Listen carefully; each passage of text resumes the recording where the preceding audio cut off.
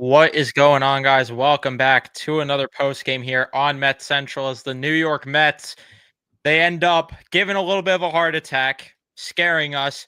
Probably one of their worst games of the season, truthfully, in terms of just the bats, the pitching. But you got some late heroics in this game from this offense. Whether it was Jose Siri drawing some walks late, the crowd getting into it, counting down the pitch clock. Luis Torrens getting a hit, and then the captain, the unofficial captain, driving in with a sacrifice fly, the game-winning run as the New York Mets will their way to a win 3-2 over the Toronto Blue Jays. We got a lot to talk about. I am freezing my ass off after being at the ballpark. So that's also why we are doing this live late, and I apologize. Matt said I would do it myself, and I said I got to talk about this team because I just genuinely enjoy talking about this team right now, and even more so when they win a baseball game. And thank God they won because it made freezing my ass off in the cold and in the rain well worth it. And for a game like this where it was freezing out, this crowd was so electric. Just another playoff type atmosphere like yesterday, and the Mets fed off of that, and thankfully they were able to win the game. But Matt, thankfully, is here because he will be able to give a little bit of a better breakdown as, a little bit easier to pick up things on TV. But, fan ran on the field. It was just crazy today. But how are we feeling? Good, 5-3, and a series W. So hopefully, with these two wins now that they could go into the game tomorrow with Peterson on the mound and take the first series sweep possibly. But I mean, it was definitely a frustrating game. I mean, so many guys left on base. I think the Mets went 2 for 13 with runners in scoring position. So not great. And it's been a trend like what we've been seeing at the start of the season with the offense of just not being the driving guys with guys on base, especially in the first inning, because I mean, Chris Bassett, it's just he pisses me off every time we face him because this start was so reminiscent of the start he had against us in 2013, where the Mets just couldn't touch him. And what was really frustrating is that the Mets really could have got to him at the start of the game. Obviously in the first inning, you have the Lindor double, who, by the way, he's really turned it on in these first two games at home. Maybe it's the fans behind them singing My Girl and just pushing him on, but him starting to heat up, this is big because he's been he's going to be a big part of this team, throughout the rest of the season. So he needs to be on his A game. And the fact that, he's finally starting to hit for power, he looks comfortable in the field. It's big. And then obviously, they couldn't get him in. And by the way, massive shout out to Jesse Winker because he had a game today. Yeah. I mean, a double. He had a double, two triples, and I mean, the one that he had in the bottom of the eighth inning. I mean, he was put in a tough spot because usually Lefty, lefty. lefty, he doesn't do that great, and usually they substitute him. But with Stalling Marte, being pinch hit, with him coming into pinch hit the inning prior, there was really no one on the bench to pinch hit for Jesse Winker in that substitute in that position. So he was put in a tough spot with Lindor and Soto both on first base, both on first and second base, and he came through. And an issue for me, I thought he got a hold of it, and I thought he hit a home run, but I mean, he hit it to the wall. George Springer ran hard into the wall. Hopefully he's all right. I know he came out of the game, but yeah, just a big at bat from him. And then obviously, you go to the ninth inning, and Jose Siri and a nice aura walk. He was able to take second base on the wild pitch, and then Luis Torrens, who had the arm contusion problem, he would later come into the game as a substitution because Marte pinched hit for Hayden Sanger, so he had to come in and catch. And then, yeah, I mean, Francisco Lindor comes up big, hits the sacrifice fly, takes it, and then takes a 3-2 win. The pitching, I thought Canning was decent. I know he only pitched the 4 innings. I thought for me though he did get a bit unlucky because it was really the two at bats. Because I'm trying to look at him now. Yeah, in the second inning, the Rodon at bat, which he was a pain in the ass for them against the Mets the entire night. He got on base, I believe, 3 times, but it was the 9 pitch at bat to Rodon where he just couldn't put him away and ended up walking him. And then it was the Will Wagner at bat in the 10th and sorry, in the 4th inning where it was a 10 pitch at bat. And those were really the two at bats that really screwed Canning because I thought other than that, I thought his pitches were fine. I thought his slider was obviously the best pitch that he had today. He threw it for the majority of the time because I was looking at it on Savant. Yeah, he threw it 33 times and he was able to get 19 swings and 6 whiffs on it, and then followed by his fastball, which looked decent as well. He threw it for 30 times, 9 swings and 3 whiffs. So, yeah, it was just a bit unfortunate that he couldn't go a bit longer, but then Jose Budo comes in. He was decent for the most part. Obviously got out of that jam in the 5th inning. And then Oscar Brazaban, I mean, he was lucky to make the team with obviously Nunez not being ready, and then Paul Blackburn going down with an injury right before opening day. But let me tell you, he's taken advantage of just making the roster because he has been an unbelievable reliever so far. He's eaten innings, he's gotten big timeouts, his stuff has looked really good. And the biggest thing for me, his command has looked a lot better. We talked about it last year. His one problem when he came over here was the walks. And right now he's throwing his pitches for strikes. He's getting a ton of swing and misses. He's getting a ton of light contact. And he was a big part of why they won, because he was able to go in there today and just eat 2 1/3 innings, and then eventually getting the ball to Diaz. Looked a bit shaky, Diaz, but he bent, but he didn't break. I mean, that slider that he threw to Andres Jimenez, he threw it in the back, and luckily though he was able to get him to strike out, and then to eventually get him to the bottom of the ninth. But yeah, frustrating win, definitely. I would have been upset if they lost this game, but I would have been like, it was a deserved loss, because when you can't drive in runners on every time they're in scoring position, then you deserve to lose like that. But this was the type of win that we saw last year where, they don't do anything the whole game, and then all of a Well, we sudden talked about all of this season too. the magic hits and they were able to pull that one out of their ass. So listen, they win the series now and hopefully you go for the sweep tomorrow. Yeah. Hopefully I'm not predicting right what I said going into the series, that they win the first two and then lose the last one, because David Peterson's on the mound. Let's win with our results king. But yeah, just to break this thing down a little bit inning by inning, before talking a little bit more in depth with certain things. Canning was honestly cruising through the first two batters. He ends up allowing that walk to Santander, allows a single to Jimenez. He was struggling a little bit with his location a little early on, especially the slider, which was frustrating that he hung to Andres Jimenez there, and then ends up striking out Kirk, though, to end the inning. Bottom of the first, Lindor, leadoff double. This offense does not drive him in. Then the second inning, again, just a little bit unlucky, like you mentioned he was, because I really do not know how Miles Straw got a hold of that slider, which Miles Straw, I don't know how he's off to the start he is after he was, thrown over to Toronto just for them to potentially get Roki Sasaki. But good for Toronto, I guess, if they're getting some early paybacks there with that. And again, he works out of the jam. Winker got that leadoff double. They waste the leadoff double again. Then Canning finally settled down a little bit. He had that walk in the fourth inning, and just that's really where it got infuriating, because every single at bat, the Blue Jays just made him work. It was just constantly high pitch at bats, like looking at the Springer one in that fourth inning, 6 pitch at bat. The walk, it was a 10 pitch at bat. Like that really screwed him from being able to go through another inning. And then, 4 pitches on that force out there, which again hung a slider. I didn't love how much he was hanging the slider at points today, but at the end of the day, he was working out of gems. And the only thing that I didn't love from Mendoza today is, because he did a lot right, I didn't love how he did not have Budo in this game right after Rodin got that single. Right then and there, you got to pull Griffin Canning. Again, it didn't matter. In hindsight here, Bichette got that single, which again, a slider hung. And then Budo comes in, allows that single to Vlad, works out of the jam as good as he possibly could. I didn't love that walk he allowed, but for him being able to work out of that was absolutely huge. This was the most shaky the bullpen has looked all season long thus far, because in that 6 inning too, you have back-to-back doubles that they get that made it 2-0. And then we love us some Brazzers, though, because he gave us a very good outing today, like you mentioned. 7th inning, when they didn't score in that 7th inning, I honestly thought they lost the game then and there, because they had a little bit of a 2-out rally. The bases loaded. You knew, and this is where I love, though, what Mendoza did. You could tell he did this intentionally.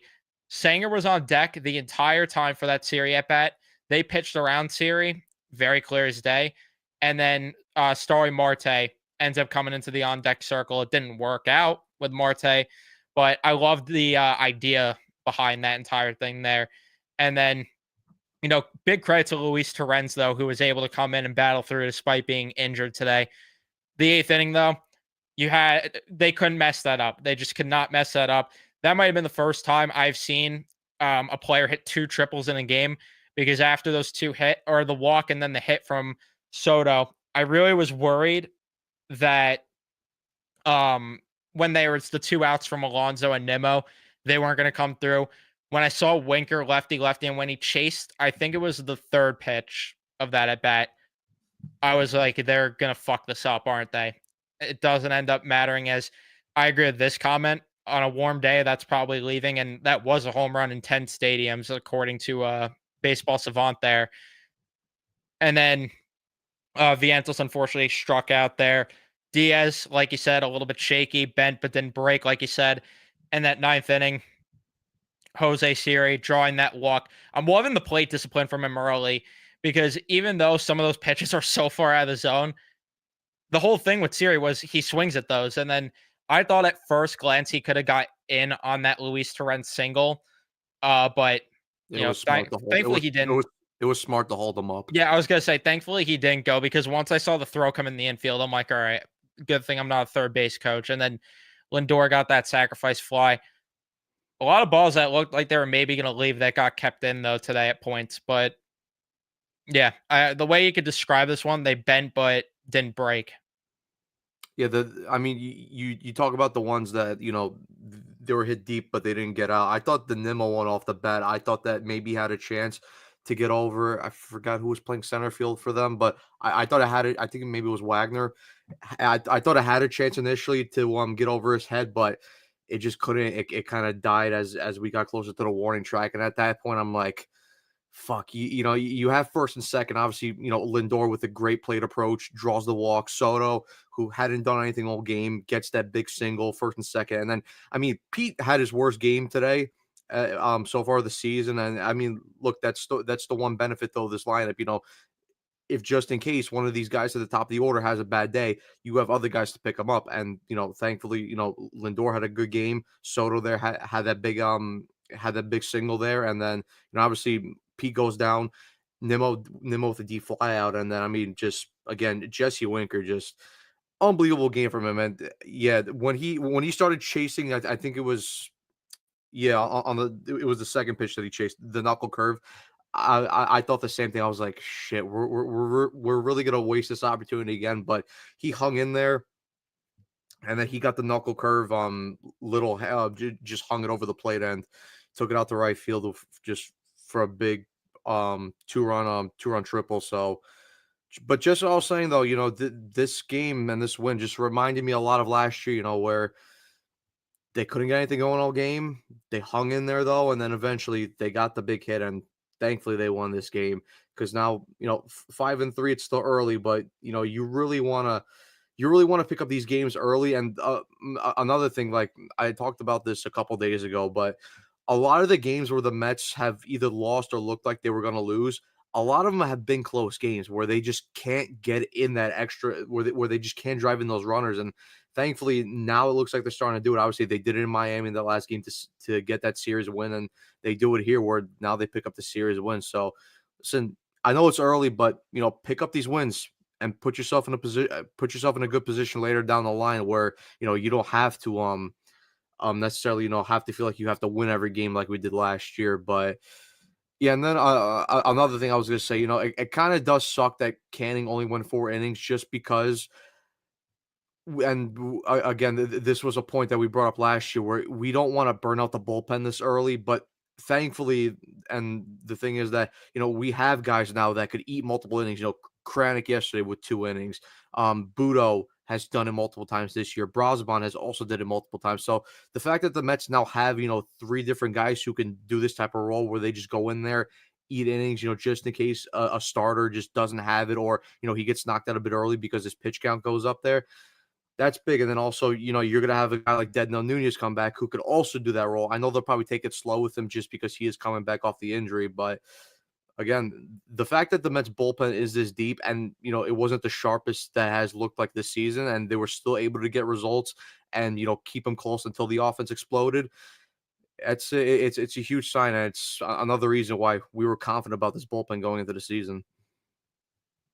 Yeah, because this was again just the most shaky that they've looked all season long, and once again, just one earned run from the bullpen, even though this was the most shaky. That's pretty impressive considering we are now 8 games into the season. So yeah, I just absolutely love what we got in terms of the offensive side of things, though. Just because again, there's a lot of ugly here. People freaking out about Juan Soto because he just didn't get a freaking hit until later in the game. But yeah, like Pete Alonso had his worst game, but this offense picking each other up, which is something that we wanted to see from this team that they struggled with last year because a lot of the time it was just Lindor until he went down with that injury and the team kind of rallied behind that and started to, do that where they picked each other up a little bit more throughout the season. Brett Beatty, I don't think I need to say more with his at bats. Mark Vientos, he got the single, but today marks where I'm officially concerned still with Mark Vientos. I can't lie. Just watching some of those at bats in person again today, just some of those swings were really, really ugly to watch. Like, especially in that last at bat that he had on that third pitch in the at bat, looking at the box too, because my eyes did not deceive me. I knew he chased one really bad pitch, but yeah, it was that third pitch of that at bat. I don't know what you could do because it's early. You could sit him for a game. I don't know how much good it does. Maybe it would help a little bit, but at the same time, it's just I'm really worried. Just 3 strikeouts is not good. And the plate approach today, because yesterday we were talking about how at least it looked a little bit better, the plate approach. Today it went back to looking just abysmal. Yeah, no, he definitely took a step back with the plate approach today. I don't want to say I'm worried yet, just because it is still early, but I think maybe for me the best thing is just to adjust the lineup a little bit and move him up to the 2 hole and just get some real protection behind him, because again, cool, Brett Beatty had a hit today, but Brett Beatty is not good protection for Mark Vientos, and it looks like right now he just really needs it, because opposing pitchers know that, while Vientos was already a guy who chases to begin with, when he's struggling right now, he can't even hit his pitch. That you could just kind of fool him a little bit and throw sliders on the outside part of the plate to get him chasing, or sinkers in the dirt or changeups in the dirt. That really for me is the only type of solution I have right now. And then if that doesn't work, then I don't know what you do. But then even I don't know. Do they want to change the batting order right now? I don't know what's going through Mendy's head right now. I don't know what's going through Stearns' head right now. I don't know. But it certainly seems like Vientos in that 5 and 6 hole. It's not working right now. So for me, really, that's the only type of solution I have, because I mean, I know I've seen people say like, "Oh, send them back to AAA and stuff." I mean, I'm not going to send them back to AAA. It's No. you can't. That's a bit of an overreaction. But the plate approach definitely needs to be fixed. And like I said, for me, the only solution right now that I can think of is you move him into the 2 hole and then put Soda behind them so that he could have more pitch to hit. Yeah, I mean, we've talked about that for a bit. It's really all you can do. And even I thought moving him to the 5 hole would have been nice, but for tonight, I'm kind of glad he wasn't in the 5 hole because Winker had the night that he did. So, um, and yeah, like this is what I'm saying here. Like Winker being protection for Vientos just would not be the worst thing either. Which tonight again, I don't know how Winker how this game goes if Winker's not in the 5 hole. But, just going down the line, I think that Winker hitting behind him wouldn't be the worst thing either. I really don't think that would be bad because, like you said, Brett Beatty's just not it. He had that hit. He had terrible at bats, though, outside of that. I think he Yeah. went down looking at one point, maybe even on both of his strikeouts. Brett Beatty in person was a tough watch. I gotta say it And right now. And then and he, even that throw he made the yeah, second base in the I was or about the to first say. base in the field rather, um, when they had to review that, again, similar to what happened in Miami, you're glad that it went the Mets' way, the call, but Beatty's gotta be better with these throws because some of them are just terrible. Yeah, no, I was about to bring that up. Pete bailed him out with a really good scoop. I really have not much anything else to say about Beatty because we pretty much have said it over the last 2 podcast episodes. But yeah, just he's got me being desperate for Jeff McNeil to come back. So that pretty much says it all. Yeah, it just I'm very concerned with the second base situation right now. Like that's one thing where I know it's 8 games in and it's crazy to overreact maybe with certain things. The one thing that I'm going to overreact to and be worried about is the second base position because I just am not seeing enough from either Beatty or Acuna. Acuna is giving good defense, giving good base running, but I don't feel great about it right now. And yeah, like this is the thing. It just Beatty reeks of fish, but flaw protection is more important than just power protection. Yeah, that's why like hitting him fifth again. I don't know why they moved him out of the 5 spot just after a couple of games, but it's it's not great right now. It's really not great there with Vientos, but I think overall those are my thoughts on the game. I don't know if you have any more that you want to add before we wrap it up here. No, we could wrap it up. All right, so we'll be back tomorrow. A live post game, probably in the car again, like we gave you guys a couple of days ago. Hopefully, the audio wasn't too bad. I know at first it was a little bit um loud. Just yeah, you had to skip a couple seconds to let Matt shut the air in the car, and then it was good the audio. So uh, go check that one out if you want to as well. We're gonna be doing that again. So thank you everyone though for tuning in and watching. Leave a like if you enjoyed. Subscribe if you guys are new to the channel, especially if you're Met fans. Turn on your notifications so you know when we upload or go live, and we'll see you guys in the next one.